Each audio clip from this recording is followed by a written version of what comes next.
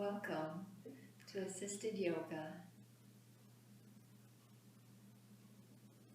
We'll begin our yoga practice in Child's Pose.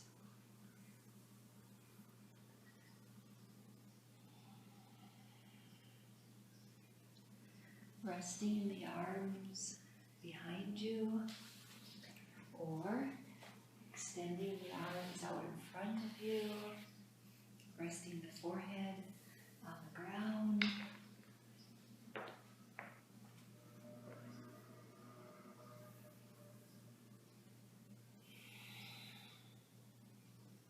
Just aware of the breath, taking nice, big, deep breaths. So this Child's Pose, regarding Ayurveda, our focus today is doing yoga Ayurvedically. So Child's Pose is good for all the doshas. What's a dosha?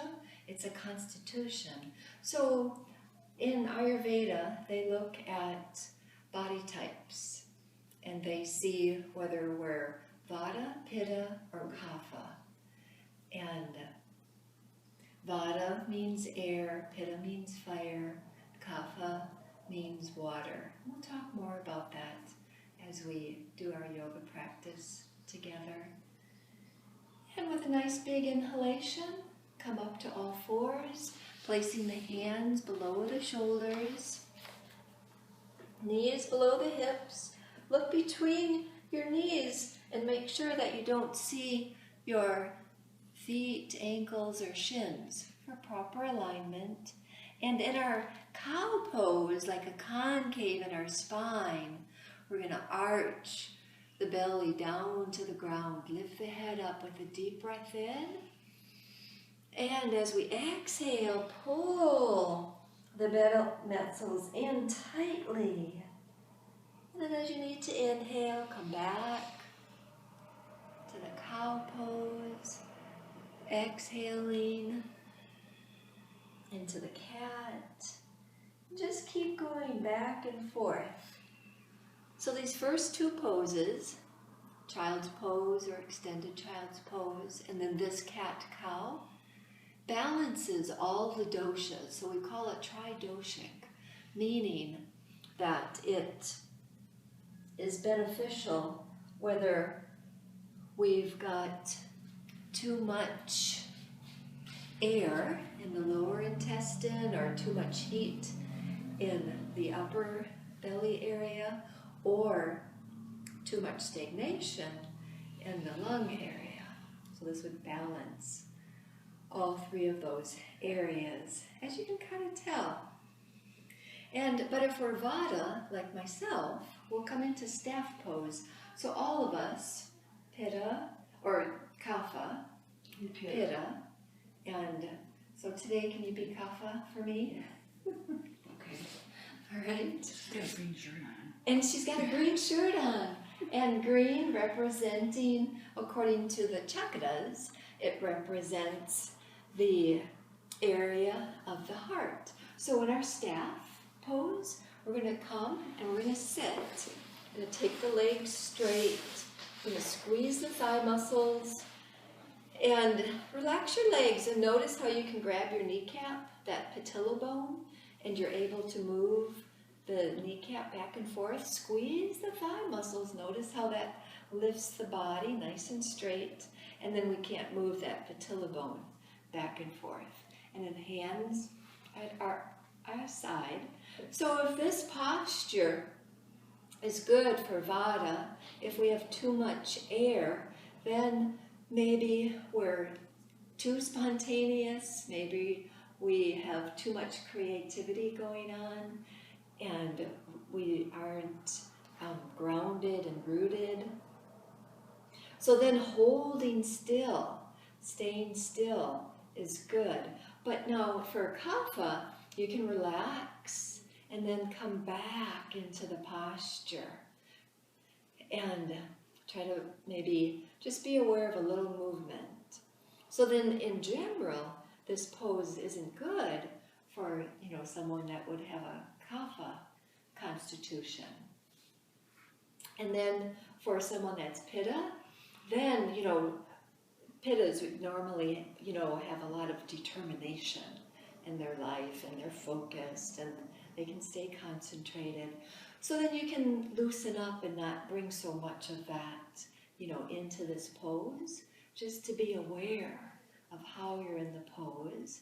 But then for Vata, then what we want to do is just really be firm and focused and concentrated and grounded and just being here in the pose. Okay? And now let's move on to something that would be good for Pitta, which would be an alternate leg stretch. In an alternate leg stretch, we're taking one leg and extending it forward. And so Pitta resides in the abdomen area. So we're wanting to squeeze the belly. And we're wanting to do a little bit of a belly twist.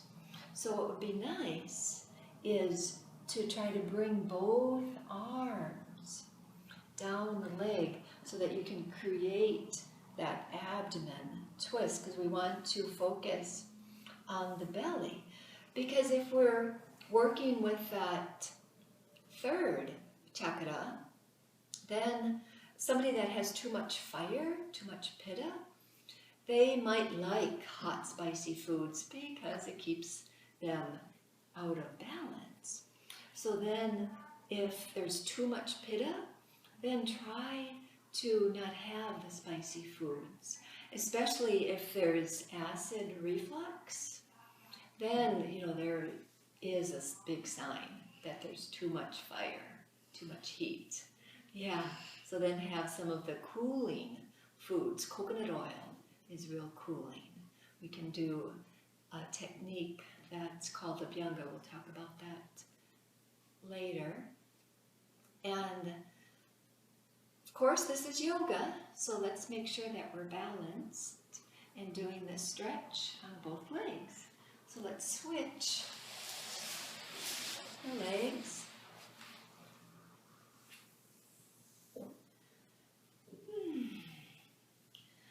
So again, with Pittas, so I said we talk about Abhyanga, and that's Abhyanga in our language means loving hands, or I like to think of it meaning self-massage. And if we do a Abhyanga technique to ourselves, we're taking warm oil and we're circling around joints as we put the oil on us. We get more oil. And then on the long bones, we're doing long strokes. And we actually do that throughout the entire body, even in the hair, on the face. We even put warm oil in the ear. And we're doing, and hopefully we'll have a whole episode just on Abhyanga. But today I'm just trying to focus on Ayurveda as a whole. Now a pose for Kapha. So Kapha would actually be our counterbalance for this pose. And that would be the tabletop.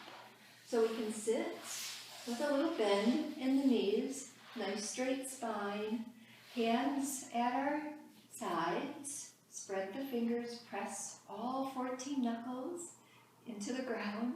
Nice, take a deep breath in. And then lift your heart, open up that space in you, up. Opening yourself up to whatever that is that you open yourself up to. For you, what is that? Is that the universe? Is it all that is good? Is it that part of you that was never born, will never die? Whatever that true self for you is. So in Kapha, see, and that's perfect, the way that you're doing this pose, is release, come out, and then come back up. Deep breath in, and then release. Now, of course, I was doing this Vata style for myself, holding it still. But that's perfect for Vata. Take that deep breath in, try to come up, and then release right out. And that might mean as you come up, maybe you're coming up this high and then coming right back down. But you're creating movement. So kaphas have a tendency to not bring too much movement in their life. So then we're doing this pose in a way that is helpful for bringing movement into the body. And our next one is the boat. In the boat pose, we're going to take the arms and extend the arms forward. Now, to begin with, we might want to hold on behind the legs. And so we're taking the chest and we're facing the chest back, lifting up. Yes, good. You felt that in your abdominal muscles. Yep. So if necessary, you can keep holding on. Otherwise, keep the legs, the arms out in front. And so then we can look at this. So the boat pose is very good for calming down vata. So someone like me that has too much airiness, so holding the pose would be very good. Now for a pitta, the boat pose, if you've got too much pitta or not enough pitta in anybody, then the boat pose is good to raise or lower the pitta by doing this posture. And for kapha, this pose is helpful for reducing kapha. So if we have too much water, maybe we have congestion in the lungs and we're sluggish. So this pose just brings a lot of vitality, especially for kapha if you're creating that movement by taking the leg straight, relaxing one leg, taking the other leg straight.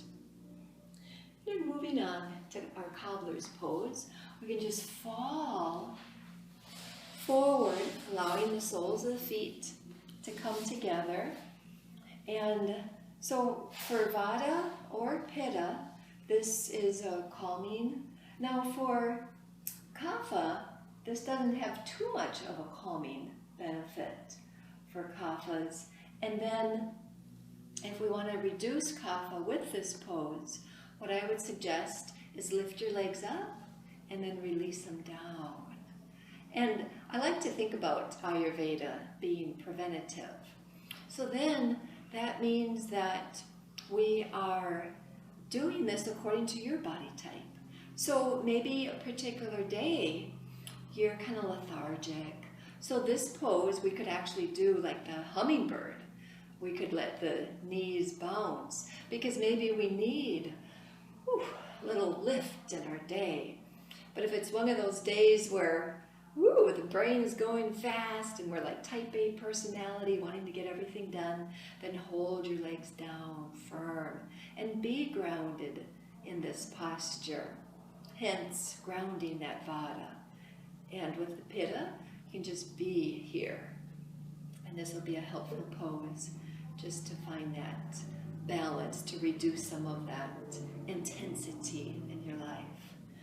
All right, the bridge pose. In the bridge pose, we're going to lie on our back and bring our arms at our side. Tuck the shoulders under. And we're going to pull the belly down into the earth.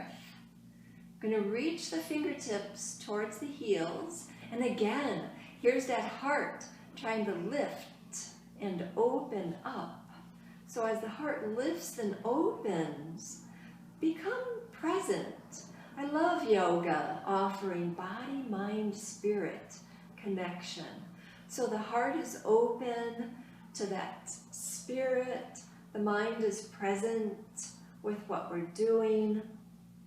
And in the physical form, let's become aware of peeling the spine off the ground.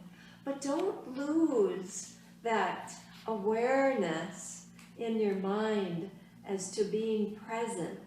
So let's focus the mind on the awareness of our tailbone reaching for the knees. Maybe we can clasp the hands together and wiggle the shoulder blades even closer together, using the arms to lift the chest up higher. Can you relax the neck, the jaw?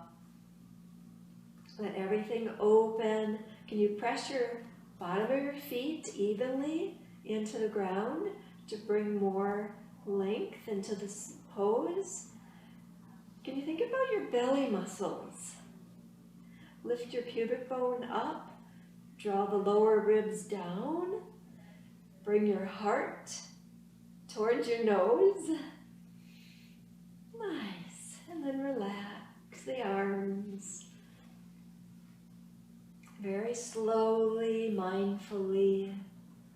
Even though our spirit part of us is releasing downward, feel that coming inward so that we can be more present, so that we can know who we truly are. So often in life, so many of us want to find out who we are, but find that within yourself. Give that to yourself through your higher power or whatever that is for you. And then from the bridge, we're just going to come into the Spinal Rocks. So on my TV show, WatertownTV.com, I've got 8, 9 different episodes. Oh, I can't remember, I think it's episode 7, where I did a lot of talk on spinal rolls. So you could tune in to that episode for more information on spinal rolls in general. Today, Spinal Rocks is good for all 3 doshas. If I had to pick one pose that I like out of 840,000 different poses, it'd be the Spinal Rocks. All right. Can we come into the plank pose? Taking the hands underneath the shoulders, pulling the belly muscles tight. Again, aware of all 14 knuckles, pressing them down. And that downward pressure helps the body stay up. If necessary, we can release onto the knees. Otherwise, the plank pose is very grounding for Vata, holding it still. And Pitta, this actually creates heat in a fiery person. And for Kapha, so you could release a little bit, take a deep breath in, and then come back to the effort as you exhale. But this pose in itself is very calming for Kapha, meaning that it calms down that tiredness, or you can kind of tell how good this pose is for the heart. And then let's move into our spinal balance. So in the spinal balance, you're going to take one leg and bring it back, and then extend the other arm forward. And then bring the navel towards the back of your spine. Keep the back leg strong to keep your balance. Push that bent foot into the ground. Pushing that bent foot into the ground helps keep the body balanced. Oops, something back there. Okay, let's switch sides. So now we're going to put our weight onto our other leg. Yep, and then just taking that opposite. Yeah, good. Yes, perfect. And this one balances all 3 doshas. So kapha, if you want to, come out of the pose with a breath, come back into the pose with another breath. Yeah, that would be fine. Oh, and I like what you're doing, alternating arm and leg. Very nice. Okay, so today we've been talking about Ayurveda and all the various disciplines that would be like the nasal cleansing, which we could talk more about the disciplines and the benefits and all the various preventative things that Ayurveda offers, like oil pulling, and so that would be another episode. But for today, let's go ahead and move into our deep relaxation. Let's take the legs out. And as we lie on our back, let's tuck the hips under, just like we did in our boat pose, but we can have a little bit of a rounded spine. And now let's release a little bit, and then release a little stronger. Strong belly muscles, if you need to, you can hold on. Otherwise, slowly lower yourself down onto the ground. So as you're relaxing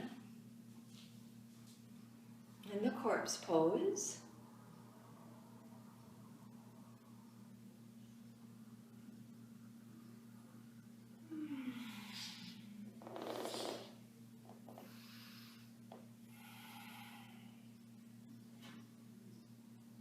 just know that because you did your practice today, according to your dosha, regarding Ayurveda, your constitution has benefited. Because in Ayurveda, what does Ayurveda mean? Ayur means like the science, Veda, life. So Ayurveda is like the science of life. And sometimes in our Western culture, our medical system usually suggests that we wait until we get sick and then go in for an appointment so that, because we have a desire to feel better. And to my knowledge, Ayurveda is preventative, so that when we're in our meditation and we feel, oh, what's going on, wherever it would be, and then we take that to our Ayurvedic practitioner, and I'd be happy to kind of help diagnose, not that we diagnose at all, it's not that, but how can we be preventative? How can we get to the core of what's the twinge, so there's 5 stages in Ayurveda, according to like what we would call in this culture disease, where we can hardly notice what's going on and what doesn't really bother us. Oh, okay, now it's got our attention. And, maybe now we're going to go to a doctor and try to find out what's going on. Oops, we've gotten the diagnosis from the doctor, and, we're really bad. So 6 stages. So in Ayurveda, we actually want to stay in the first 2 or 3 stages. If it's bad enough where you want to go to a doctor, Ayurveda might not be able to be preventative anymore. So we really want to notice, what's going on and know what that is, so that healing can take place from the science of life, from an Ayurvedic approach.